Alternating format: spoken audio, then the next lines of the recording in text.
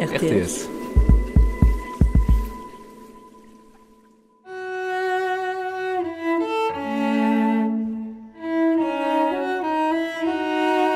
Les Romontois donnent vraiment l'impression de vivre quelque chose de pénible, dans ce sens qu'on ne montre leur ville qu'en négatif, qu'on ne montre leur société qu'en négatif, comme une société qui n'a pas évolué, comme une société qui ne devient célèbre qu'au moment où il se passe des choses terribles, et des choses qu'ils n'arrivent absolument pas à maîtriser. En octobre 1988, la mort de Marc Fray, un notable de Romont empoisonné par une bière contenant du cyanure, replonge toute une région dans le drame. Replonge parce qu'à peine 1 an et demi plus tôt, la police a arrêté un habitant de Romont accusé de séquestration, de viol, de torture et d'assassinat à l'encontre d'au moins 4 adolescents. Le nom de la ville a très vite été accolé à celui de ce tueur en série, désigné comme le sadique de Romont. La mort de Marc Fray met donc une nouvelle fois cette bourgade de 3500 habitants sous la lumière des projecteurs, de la plus sinistre des façons, comme l'exprime Monique Durussel, une journaliste de la région, dans l'archive que vous venez d'entendre.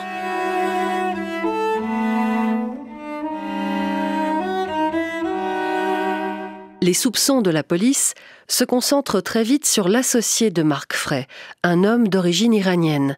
Mais très vite aussi, des observateurs et des journalistes se questionnent sur la façon dont l'enquête est conduite. Dans une région à cran, bouleversée et meurtrie, la justice locale va faire face à un homicide bientôt connu sous le nom de l'affaire de la bière au cyanure. Un drame dont la trame et les rebondissements constituent un moment fort de l'histoire judiciaire fribourgeoise. Bienvenue dans ce nouvel épisode de 1001 archives intitulé « L'affaire de la bière au cyanure de Romont ».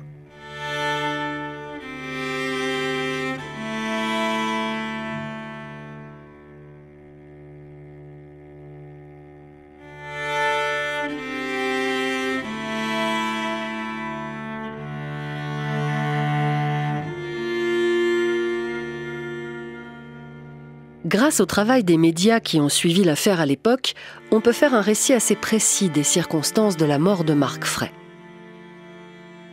Romont, le 24 octobre 1988.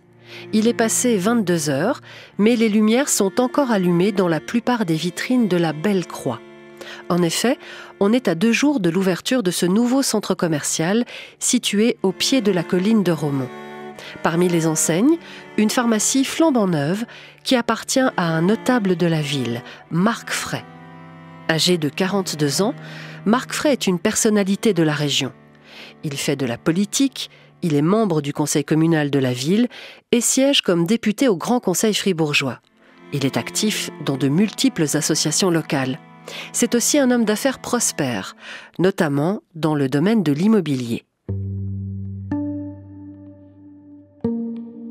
Il a hérité de son père une pharmacie au centre-ville et en ce 24 octobre 1988, il est sur le point d'inaugurer un second point de vente dans ce nouveau centre commercial donc. Présent avec lui dans la nouvelle pharmacie, un jeune couple de pharmaciens qui vont gérer l'affaire.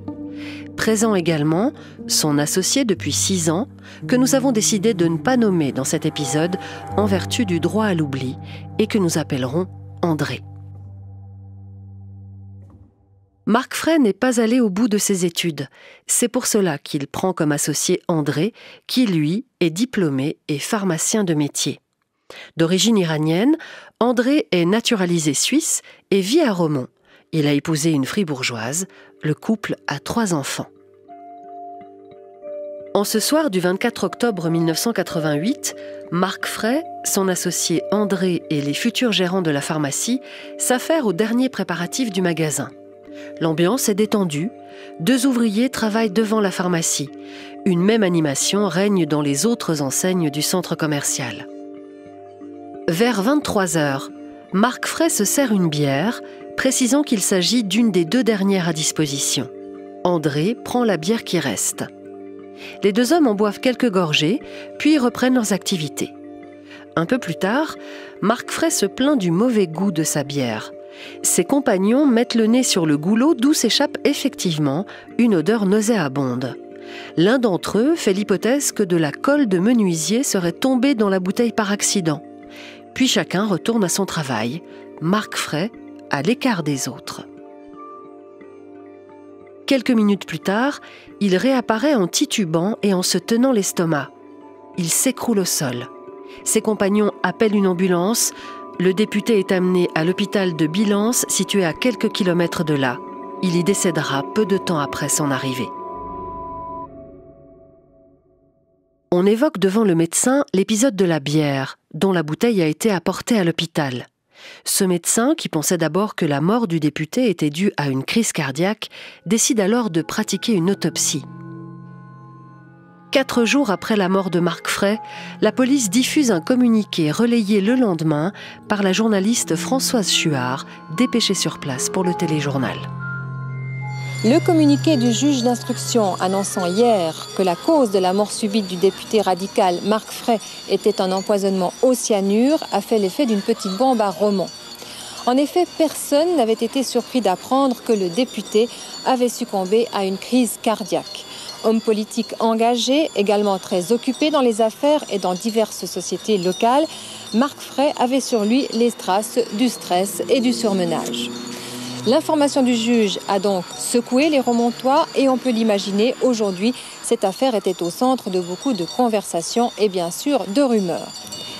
S'agit-il d'un suicide, d'un acte criminel ou tout simplement d'un dramatique accident ? Au stade actuel de l'enquête, toutes ces hypothèses sont encore retenues.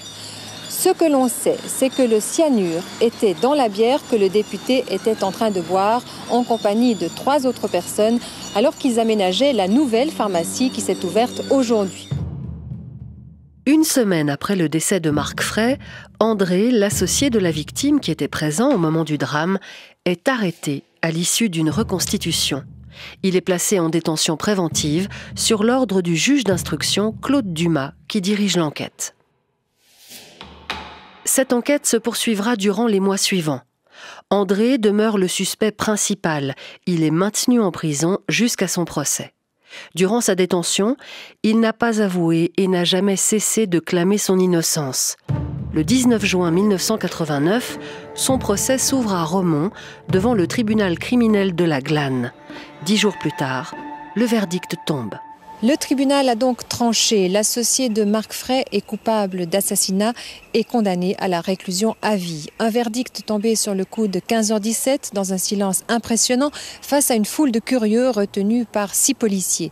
Pour l'instant, on ne connaît pas bien sûr les considérants de ce jugement. Ce que l'on peut pourtant déduire, c'est que les juges du tribunal criminel de la Glane ont suivi le réquisitoire du procureur. Si les mobiles du crime ne sont pas établis, cela n'a pas d'importance, avait-il dit. Ce qui compte, c'est la vérité judiciaire qui seule, pour lui, permettra aux juges de fonder leur intime conviction. Pour le tribunal, il n'y a donc eu aucun doute. L'accusé a mis du cyanure dans la bière que buvait le député Marc Fray le soir du 24 octobre 88. Aujourd'hui, à Romont, l'ambiance ressemblait à une ambiance d'enterrement. Le choc, l'incompréhension, la douleur se lisaient sur la plupart des visages. Mais c'est sans doute une affaire dont on reparlera, puisque les avocats de la défense ont d'ores et déjà annoncé qu'ils allaient faire recours. Pour les juges du tribunal de la Glane, l'associé de Marc Fray, le pharmacien André, est bien coupable. Selon le procureur général Joseph-Daniel Piller, le cyanure était d'ailleurs un bon choix puisqu'il devait faire croire à une crise cardiaque. Si le député ne s'était pas plaint du mauvais goût de sa bière, le crime, selon lui, aurait été parfait. Le verdict du procès de juin 1989 ne convainc cependant pas tout le monde. Des critiques apparaissent au sein de la population, dans la presse et, on le verra, au sein même de l'autorité judiciaire. Désormais, plusieurs clans vont s'affronter. Il y a d'un côté ceux qui croient à la culpabilité de l'associé et qui considèrent que le procès a été équitable. En face, il y a ceux qui pensent que l'accusé est innocent et qu'il est victime d'une erreur judiciaire. Entre ces deux fronts, il y a ceux qui ne se prononcent pas sur la culpabilité du pharmacien, mais qui s'interrogent et émettent des doutes sur la façon dont l'enquête et le procès ont été menés. Écoutons les réactions des habitants de Romont, recueillies après l'énoncé du verdict par Pierre Berset pour la radio suisse romande. C'est difficile à dire, c'est toujours tangent. Bon, on entend à la radio des gens qui disent que ça va diviser Romont. Je ne pense pas que ça va diviser Romont. La justice est là. Étant donné que je n'ai pas suivi 1 heure le procès, je ne peux pas me prononcer. Mais on fait confiance à notre justice. Et vous, monsieur, je peux vous demander ce que vous pensez de ce procès ou du moins du verdict? Pas grand-chose, il fallait plus ou moins s'y attendre, je pense. Vu qu'il n'y avait pas d'autre issue à l'histoire. Mais disons que j'aurais aimé qu'ils apportent quand même plus de preuves à la culpabilité de l'accusé, quoi. C'est mal défini l'histoire. Enfin, c'est mon opinion, quoi. Vous avez l'impression qu'on tient le bon coupable? Oui, non. Personne ne sait. Je crois que même pas les juges le savent. Ils se sont basés sur des éléments... moi, j'ai suivi l'histoire sur les journaux, mais moi, il me semble qu'ils se sont basés sur des éléments qui étaient un petit peu faibles, quoi. C'est une histoire trop douloureuse pour en parler, dans la rue en tout cas. De son côté, un des 2 avocats de la défense, Romain Devecq, exprime au micro de Françoise Chuard ses réserves sur le fonctionnement de la justice dans ce procès. Quelle est votre réaction à ce jugement? Une énorme déception et une non moins énorme inquiétude. Pourquoi? L'injustice, si elle a été commise, est une chose horrible dans le cas particulier. Est-ce que vous attendiez à ce jugement? J'ai toujours espoir dans cette justice, mais enfin avec des réserves, et il arrive que les réserves soient justifiées. L'avocat de la défense ne sera d'ailleurs pas le seul à remettre en cause ce procès ayant mené à la condamnation d'André. Revenons sur les critiques dont cette affaire a fait l'objet, en commençant par l'enquête de police qui a suivi les événements dramatiques de la soirée du 24 octobre 1988. Les policiers de la sûreté fribourgeoise en charge de cette enquête ont très vite adopté une hypothèse selon laquelle le drame de la soirée du 24 octobre s'est joué à huis clos. Ce qui signifie que le ou la coupable ne pouvait être que l'une des 3 personnes présentes aux côtés de Marc Fray dans la nouvelle pharmacie de la Belle-Croix, à savoir le couple de jeunes pharmaciens gérants et bien sûr André. Cette théorie du huis clos ne satisfait pas les témoins directs du drame. Dans un reportage de l'émission Telle Quelle, diffusée juste après le procès de Romont, la journaliste Janka Kempfer-Louis donne la parole à l'un de ses témoins, le jeune pharmacien. Lors du premier interrogatoire, nous avons déclaré qu'à notre avis, personne n'était rentré dans la pharmacie. Or, il s'est avéré que, vu la configuration de la pharmacie, quelqu'un que nous n'avons pas vu a discuté un bon moment avec M. Fray. Alors on s'est dit, si nous n'avons pas vu cette personne, il n'est pas impossible que le passage d'autres personnes nous ait échappé. Alors, on a un sérieux doute sur cette affirmation qui dit « personne n'a pu pénétrer dans la pharmacie pendant ce moment-là ». Alors, ce doute, on en a fait part aux enquêteurs. Mais je crois qu'ils ne nous ont jamais vraiment écoutés, jamais vraiment entendus. Ils ont vraiment un sacré mal à ce propos-là. Malgré les doutes émis par le gérant de la nouvelle pharmacie, la police maintient sa confiance dans la théorie du huis clos, à ses yeux la plus probable, ce qui aura des conséquences sur toute l'enquête. Également interviewée dans l'émission Telle Quelle, la seconde gérante de la pharmacie et compagne de l'homme que l'on vient d'entendre émet d'autres critiques sur le déroulement de l'enquête. Ni elle ni son compagnon ne croient en la culpabilité d'André. À son avis, la police n'a pas procédé à certaines vérifications importantes durant les heures qui ont suivi le drame. Des relevés d'empreintes n'ont été réalisés dans la pharmacie que plusieurs jours après la mort de Marc Fray. Au moment de l'analyse de la bouteille contenant du cyanure, les experts y ont retrouvé de l'eau. Mais, se souvient la gérante, il faudra attendre 4 mois avant que des policiers viennent effectuer des prélèvements dans la pharmacie. Elle pointe aussi du doigt les reconstitutions. Il y en a eu 3, mais les 2 premières n'ont réuni que les témoins directs du drame. Ce n'est que pendant le procès qu'a lieu une reconstitution générale avec toutes les personnes présentes le 24 octobre dans le centre commercial. Le couple de gérants a le sentiment que sa parole n'a pas été écoutée durant l'enquête. Ils espéraient pouvoir enfin s'exprimer durant le procès, mais leurs attentes ont été déçues.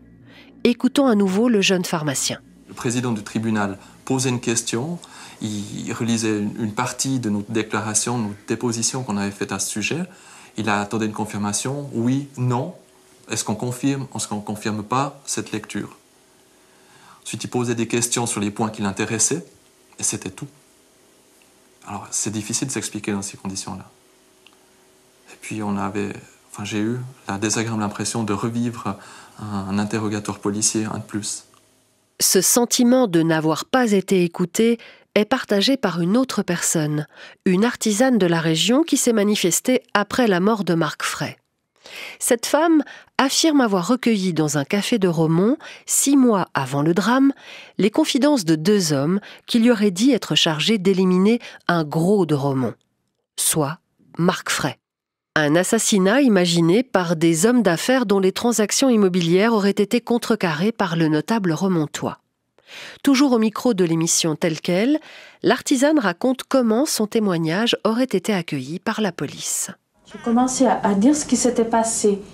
Et puis, après avoir écrit 2 ou 3 pages, l'inspecteur m'a fait attendre dans le bureau.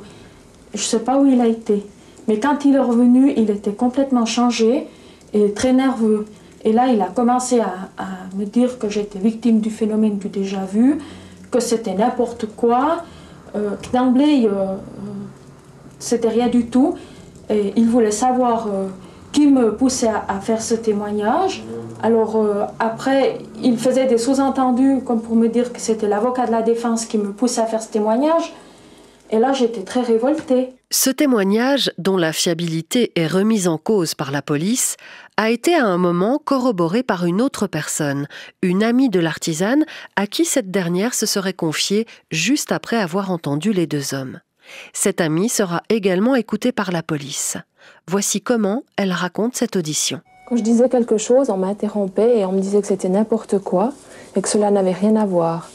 Dans le procès verbal, on ne retrouve pas ce que j'ai vécu et ce que j'ai dit. Vous l'avez signé pourtant, ce procès verbal? Oui, je l'ai signé. Pourquoi? Eh bien, on m'a assez intimidée pour que je le signe. Si l'on en croit les 2 femmes, la police aurait mené contre elles des manœuvres d'intimidation afin de les décourager de persister dans leurs déclarations. Les enquêteurs entendront tout de même les 2 hommes désignés par l'artisane de Romont qui nieront l'existence de la conversation. L'un d'entre eux portera plainte contre cette femme pour dénonciation calomnieuse. Au moment du procès, l'artisane et ses contradicteurs seront à nouveau entendus. La thèse du contrat pesant sur la tête de Marc Fray sera accueillie avec suspicion. Sans forcément donner crédit à cette thèse, certains observateurs s'étonneront que la police n'ait pas mené une enquête plus approfondie sur le milieu des affaires dans lequel baignait Marc Fray. On pouvait en effet imaginer que cet homme prospère, à qui tout semblait réussir, ait pu susciter des jalousies ou se faire des ennemis. Les enquêteurs et le juge d'instruction qui les a dirigés, Claude Dumas, appuient une partie de leur accusation sur un aveu d'André lui-même. Après plusieurs semaines d'incarcération, le pharmacien a en effet reconnu avoir échangé sa bière avec celle de Marc Fray au cours de la soirée fatidique. La question de cet échange de bière sera un des moments forts du procès. Suivant les auditions pour le téléjournal, la journaliste Françoise Chuard rend compte de ce moment. 2 grandes questions capitales. Pourquoi, au cours de cette soirée, l'accusé a-t-il échangé sa bière avec celle de Marc Fray et pourquoi n'a-t-il pas parlé plus tôt aux enquêteurs de cet échange? Selon l'accusé, à un moment donné, alors qu'il voulait boire une gorgée de bière, il a senti que sa bière dégageait une odeur bizarre, pas normale pour une bière. Pensant à une farce, il a alors échangé sa bière avec celle placée juste à côté du député romontois. Il s'attendait à quelque chose sans pouvoir expliquer exactement quoi. Et ce n'est qu'après que Marc Fray se soit écroulé qu'il a fait le lien entre son acte, c'est-à-dire l'échange des bières, et le malaise mortel du député. À ce moment, dira-t-il au tribunal, je me suis juré à moi-même de ne pas en parler parce que j'ai imaginé que c'était moi que l'on visait et que peut-être le produit mortel avait été mis par l'une des personnes présentes ce soir-là. Dans l'esprit d'André, cette personne ne peut être que Marc Fray. Dans un premier temps, explique-t-il, il n'a pas voulu attenter à l'honneur du défunt. Et si finalement il s'est décidé à parler, c'est parce qu'il a compris qu'on le considérait comme l'assassin. Il pensait pouvoir ainsi prouver que ce n'était pas lui qui avait mis le poison dans la bière. Les explications d'André ne convainquent pas le président du tribunal, le juge Jean-Pierre Schroeter. Bien loin d'y voir une preuve de l'innocence de l'accusé, il qualifiera l'échange de bière d'acte sournois. Les soupçons d'André à l'encontre de Marc Fray vont être vivement contestés par l'avocat de la famille Fray. André reconnaît également s'être lavé les mains après avoir échangé les breuvages. Selon lui, pour se débarrasser de la mauvaise odeur. Pour les enquêteurs, pour se débarrasser des possibles restes de cyanure qu'il aurait eus sur les mains. Des résidus d'eau, on l'a évoqué plus haut, ont été retrouvés dans la bière bue par Marc Fray. Pour les enquêteurs, c'est parce que l'accusé aurait aussi rincé cette bouteille afin de faire disparaître les traces de son forfait. Un des points les plus fragiles de l'enquête concerne le mobile du crime. André aurait-il eu un intérêt financier à supprimer Marc Fray, auquel il était associé depuis 1982 ? Cette idée a été avancée durant le procès par l'accusation. Pourtant, en cas de décès de Marc Fray, André aurait seulement été prioritaire pour racheter les parts de son associé. C'est la famille du député qui héritait de tous les biens. Un autre mobile a été évoqué par les enquêteurs, puis relayé par l'accusation. André aurait nourri un sentiment de jalousie envers son associé. Dans le rapport d'enquête présenté au moment du procès, il est écrit que, contrairement à l'accusé, la victime était un homme envié et non envieux. Toujours lors du procès, l'avocat de la partie civile, Jean-Marie Cottier, n'hésitera pas dans sa plaidoirie à faire allusion aux origines étrangères de l'accusé. Il évoquera, je cite, « une façon de tuer dont la perversité est étrangère aux mœurs de notre pays ». De son côté, le procureur général Joseph Daniel Piller consacrera une partie de son réquisitoire à la notion de l'honneur dans la culture islamique où, affirme-t-il, un affront doit être réparé sous peine de perdre la face et souvent, ces atteintes à l'honneur se lavent dans le sang.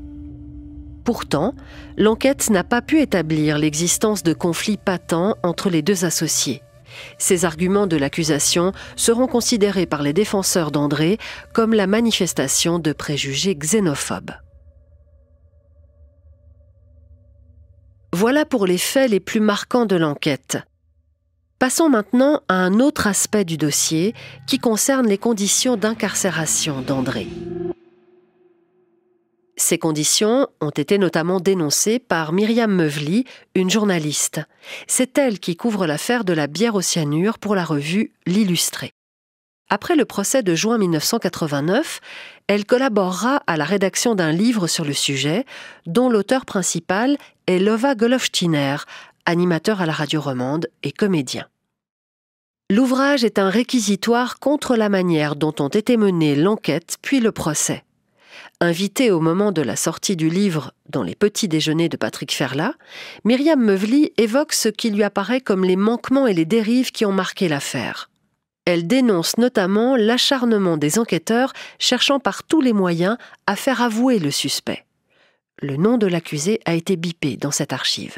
Vous révélez notamment que aurait ainsi subi des interrogatoires les premiers jours d'une durée de près de 24 heures. Oui. Comment est-ce que vous qualifiez alors la manière avec laquelle l'enquête a été conduite ? Alors, je pense que ce sont des conditions qui sont indignes, n'est-ce pas ? Indignes de notre pays, tout simplement. On entend quelquefois que dans des pays africains ou Dieu sait dans quelle république bananière on maltraite les accusés, on parle de torture physique ou psychologique. Je pense que, d'une certaine manière, a été soumis à une torture psychologique. D'après ce qu'on sait, et on le sait avec suffisamment de précision, enfin, il y a eu des protestations auprès du tribunal cantonal fribourgeois sur les conditions d'interrogatoire qui n'ont pas reçu de démenti. Donc, ces choses-là sont avérées.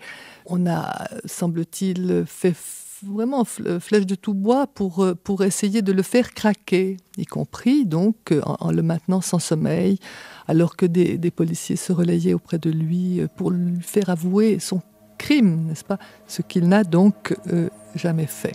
Les accusations de Myriam Mevly sont graves, mais elles ne sont pas sans fondement. Soumis à des interrogatoires longs et éreintants, André fut privé de promenades, de journaux et de livres durant les 15 premiers jours de sa détention, d'après un article du magazine L'Hebdo. Ce n'est qu'après des protestations et des recours de ses avocats auprès du tribunal cantonal que ses conditions de vie s'améliorent quelque peu. L'accusé pourra alors bénéficier d'une promenade quotidienne et accéder aux journaux et à la radio. Dans leur livre, Myriam Mevly et Lova Golovtchiner dénoncent d'autres faits encore. L'enquête et le procès auraient, selon eux, bafoué un principe fondamental du droit, la présomption d'innocence. Ils pointent la responsabilité centrale d'un homme, le juge d'instruction Claude Dumas. C'est lui, on le sait, qui a dirigé l'enquête et procédé à l'arrestation d'André. Et Myriam Mevly l'affirme, son influence a pesé lourdement sur les débats au moment du procès. Les juges remontois qui ont condamné André étaient selon elle des proches du juge d'instruction qui a conclu à la culpabilité de l'accusé. Ces juges sont, qu'ils le veuillent ou non, et je ne pense pas que ce soit, conscient chez eux, ils sont d'une certaine manière sous l'influence de ce magistrat avec lequel ils travaillent depuis des années. Il était extrêmement difficile pour eux de se distancer des conclusions de ce juge d'instruction pour, le cas échéant, dire, en prononçant un verdict d'innocence au bénéfice du doute, pour dire au fond à ce juge, finalement, vous ne nous avez pas convaincus, votre travail est insuffisant, nous ne pouvons pas condamner cet homme sur la base de vos conclusions. Pour mieux comprendre comment le juge d'instruction pourrait avoir une influence importante sur l'issue du procès, c'est ce que dénonce Myriam Mevly, il faut bien comprendre la fonction du juge d'instruction dans la région et le canton de Fribourg. Au moment du procès de l'affaire de la bière au cyanure, Claude Dumas est le seul juge d'instruction du district de la Glane, dont le siège est à Romont. Mais il est aussi président du tribunal de district, instance chargée de mener les procès. Jusqu'en 1986, parce que la loi le lui permet, Claude Dumas a donc l'habitude de juger au tribunal les prévenus d'enquêtes qu'il a lui-même instruites. Ce cumul des fonctions sera interdit en Suisse en 1986 à la demande du tribunal fédéral. Il doit y avoir des juges pour instruire et d'autres magistrats pour présider un procès. La Suisse a signé en 1974 la Convention européenne des droits de l'homme. Or, la Cour européenne des droits de l'homme a rendu en 1984 un arrêt garantissant à toute personne le droit d'être entendue équitablement par un tribunal indépendant et impartial. On considère que cette impartialité peut être mise à mal lorsqu'un même juge porte deux casquettes. Si ce cumul des fonctions n'est donc plus possible en Suisse à partir de 1986, à Romont, cependant, une forme de compromis a été conservée. Claude Dumas a pu rester à la fois juge d'instruction et président du tribunal. Il n'a simplement plus le droit de juger les affaires qu'il a lui-même diligentées. Dans le procès d'André, on a donc désigné un président du tribunal extérieur à Romont, le juge Jean-Pierre Schroeter. Mais le mélange des genres n'a pas été pour autant évité. Ainsi, les juges assesseurs qui doivent siéger aux côtés de Jean-Pierre Schroeter sont les mêmes personnes qui siègent aux côtés de Claude Dumas lorsque celui-ci a sa casquette de président de tribunal. Le mélange des genres concerne aussi le greffier Michel Morel. Désigné pour officier durant le procès, Michel Morel a aussi travaillé pour l'enquête sous les ordres de Claude Dumas lors des reconstitutions effectuées sur les lieux du crime. Un mois avant l'ouverture du procès, les avocats de la défense, au nom du principe d'impartialité, demandent aux 4 juges assesseurs de Romont de se retirer. Ils réclament aussi la récusation du greffier Michel Morel. Le tribunal de Romont refuse de se récuser. Le procès se fera donc en présence des juges assesseurs habituels et du greffier Michel Morel. La suite, on la connaît. Au terme de 10 jours d'audience, André est condamné à la prison à vie.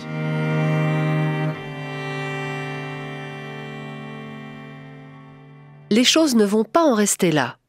Quelques mois plus tard, à la fin novembre 1989, l'affaire de la bière au cyanure de Romont connaît un rebondissement. Un nouveau procès devant un autre tribunal pour le pharmacien de Romont condamné à la réclusion à vie en juin dernier pour l'assassinat de son associé Marc Fray. Le tribunal fédéral, à l'unanimité, a accepté ce matin le recours des défenseurs du pharmacien de Romont. Recours qui demandait l'annulation du jugement du tribunal de la Glane. Pour les avocats, le greffier Michel Morel, ayant participé à l'instruction, pouvait avoir influencé les juges. Il faut savoir que la législation fribourgeoise prévoit la séparation des juges d'instruction des autres juges. Elle reste muette, cette législation, en revanche, quant aux greffiers. C'est précisément ce manquement dans la législation fribourgeoise qui a retenu l'attention des juges fédéraux. Ils ont donc conclu que l'accusé devra être rejugé par un autre tribunal qui sera désigné par le tribunal cantonal fribourgeois. La radio romande recueille la réaction du principal intéressé, le greffier Michel Morel. Le tribunal fédéral a cassé le jugement en raison de l'inconstitutionnalité d'une loi cantonale et non en raison, et ça c'est important, d'un comportement des juges ou d'un greffier. Et là, je pense que les juges n'ont pas été remis en cause, ni moi-même. Quant à moi, on m'a fait un grand honneur parce que je vois que j'exerce plus d'influence que les avocats de la défense. Un des deux avocats de la défense, justement, maître Romain Devecq, réagit aussi à cette décision. À la question de savoir si un acquittement est possible dans l'affaire, il répond « Oui, je le crois.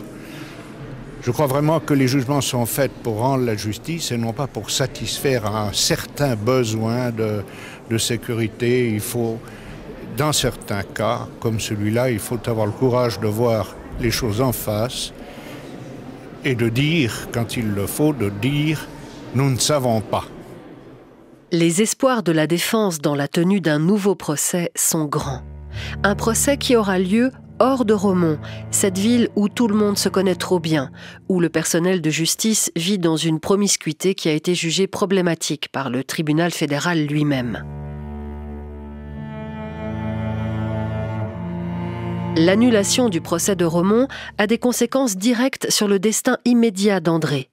Celui-ci perd son statut d'accusé pour celui de simple prévenu et peut, dès à présent, demander sa liberté conditionnelle dans l'attente du deuxième procès. Le 21 décembre 1989, 3 jours avant Noël, André sort de prison après y avoir passé 1 an et presque 2 mois.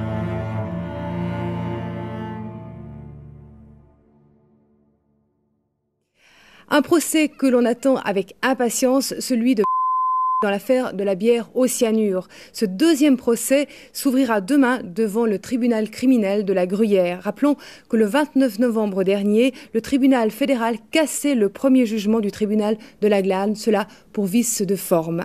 19 mars 1990. Le nouveau procès d'André s'ouvre à Bulle. Les audiences sont présidées par le juge Louis Sansonance, accompagné de juges assesseurs différents de ceux du premier procès. Mais c'est le même procureur général, Joseph Daniel Piller, qui avait requis la perpétuité contre André, qui représente l'accusation publique. L'affaire passionne à nouveau. Elle est suivie par la presse et par le journal télévisé de la TSR. Jour après jour, les journalistes Françoise Chuard et Philippe Dayden se succèdent devant la caméra pour rendre compte des audiences. Une chose apparaît très vite. Ce qui se passe à Bulle n'a rien à voir avec le procès qui a eu lieu quelques mois auparavant à Romont. L'enquête menée par la police de sécurité fribourgeoise est patiemment décortiquée et les faits remis à plat. Plus de 50 témoins seront entendus. Des témoins à charge et à décharge. 2 temps forts aujourd'hui, 2 témoignages à décharge de l'accusé, ceux des 2 pharmaciens présents le soir du crime et qui ont répété devant le tribunal leur conviction selon laquelle l'accusé était innocent et qu'il ne pouvait pas être l'auteur de cet acte. Autre temps fort, à charge, cette fois-ci, le témoignage dur et accablant du docteur qui a constaté le décès de Marc Fray et diagnostiqué à l'époque une crise cardiaque. Un médecin qui se pose des questions sur le comportement de l'accusé après le drame et qui se souvient de phrases prononcées par l'accusé, des phrases qui font de lui un coupable possible. Durant une journée, on tente de débrouiller l'histoire du complot fomenté par des hommes d'affaires contre Marc Fray en réécoutant l'artisane de Romont et plusieurs nouveaux témoins. Sur le cas de l'accusé, André, des experts chimistes sont appelés à la barre pour se prononcer sur l'intérêt qu'aurait eu l'accusé à utiliser le cyanure comme substance létale. Toute la journée, il a flotté dans cette salle un peu comme une odeur d'amande amère. Entendez par là le parfum mortel du cyanure. Façon de parler, bien sûr, mais l'on sait, ce poison est au centre de toute l'affaire. Un poison foudroyant qui frappe sa victime brutalement, un peu comme une crise cardiaque. Un poison également qui frappe les imaginations et qui a fait courir les rumeurs les plus folles dans la petite ville de Romont. Alors, professeur Peters, vous-même et beaucoup d'autres médecins, toxicologues, êtes très étonnés par l'utilisation de cyanure dans cette affaire. Le cyanure est typiquement un poison utile pour des suicides et totalement inutile pour des assassinats parce qu'il provoque des symptômes très caractéristiques et agit immédiatement et sur le champ, ce qui éveillerait tous les soupçons. En outre, il est très facile à détecter dans les cadavres. Par conséquent, quelqu'un qui emploierait le cyanure doit être ignorant, lecteur de romans policiers, doit être de niveau culturel bas. Qu'un médecin ou un pharmacien ou un infirmier ou quelqu'un qui se connaît dans le domaine assassine par des cyanures me paraît croyable, seulement dans la mesure dans laquelle il serait très bête. Le cyanure est utilisé encore aujourd'hui régulièrement, aussi bien pour suicide et beaucoup plus rarement pour meurtre. Mais ça revient régulièrement dans notre pratique. Nous pouvons dire qu'introduire la dose mortelle dans une bière sous forme de sel, c'est facile.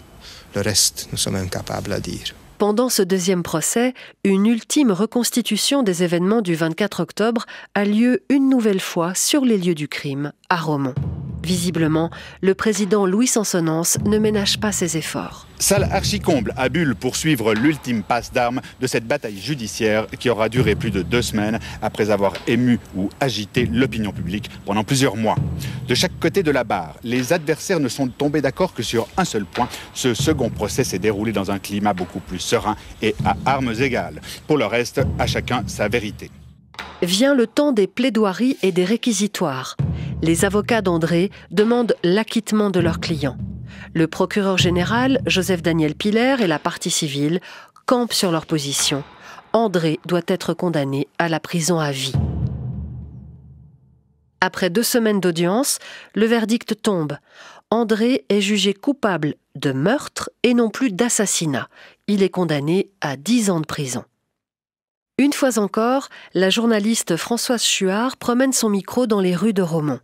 Les réactions des habitants résument assez bien la palette de commentaires qu'a suscité ce deuxième verdict dans la presse et l'opinion publique. Qu'est-ce que vous pensez du jugement de Bulle? J'en ai tellement entendu que je ne sais plus que penser, quoi. Je préfère pas répondre. Personne ne l'a vu, c'est vraiment lui encore. On peut pas dire, donc. Ouais. On ne sait pas la vérité à fond. Dans le fond, c'est pas très juste, et puis ils n'ont pas été au fond des choses. Si l'accusé est coupable, il n'est pas beaucoup puni. S'il n'est pas coupable, il est beaucoup trop puni, et c'est malheureux, disons que dans un sens ou dans l'autre, pour sa famille. On remarque qu'il coupe un peu la poire en deux, alors on pourrait penser que peut-être il pense qu'il n'est pas tout à fait coupable. C'est très délicat, je ne sais pas. C'était ou bien à perpète ou bien rien du tout. Là, ils ont peut-être voulu arranger tout le monde. Ça vous étonne? On est en Suisse.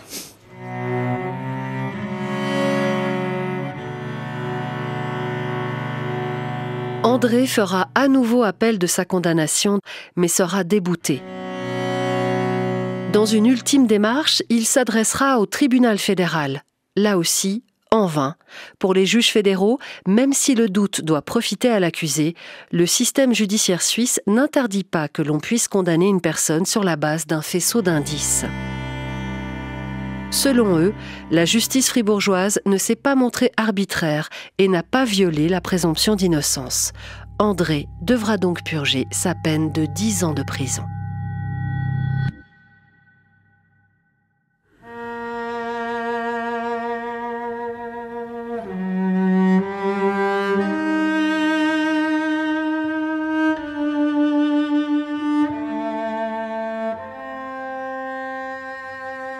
C'est la fin de cet épisode de 1001 Archives. 1001 Archives est un podcast proposé par les archives de la RTS. Cet épisode a été écrit par Sophie Meyer, réalisé par Sandro Lichy, produit par Grégoire Moll, avec la voix de Sophie Richard.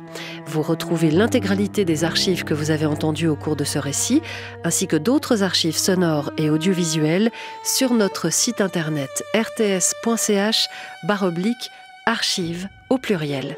Pour ne rater aucun épisode, abonnez-vous sur l'application Play RTS, Apple Podcast, Spotify ou votre plateforme d'écoute habituelle.